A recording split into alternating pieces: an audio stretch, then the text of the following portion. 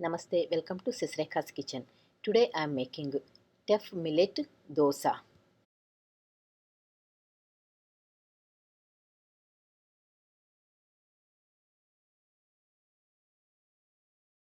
Nowadays, many people are interested in using different millets and grains because of their more nutritional values. Today I am introducing a different grain or millet called teff. Teff millets are very small in size, brown in color, and they are very silky to touch. And they are nutrient rich millets. Teff millets are widely used in Ethiopia. I soaked them overnight and washed them a couple of times. The grains are very small, so I used a strainer. Otherwise, these small grains are going into the sink while I am washing. Wash it a few times until you get clear water. Normally, for dosa, we use the combination of urad dal and rice or millets, but with teff millets you don't have to use the urad dal.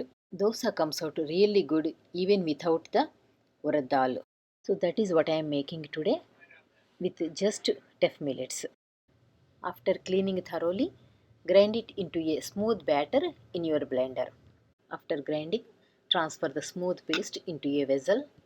Add some salt and mix it well. You may add some water to adjust the consistency. The batter can be refrigerated for 2-3 days. I have my cast iron pan on a high medium flame. When the pan gets hot, I applied some oil with the help of a brush. Put some batter in the center of the pan and spread it evenly. Teff is a traditional millet or grain in Ethiopia. It comes in two varieties. One is darker and the other one is lighter. The size of the grain is very tiny and very silky to touch.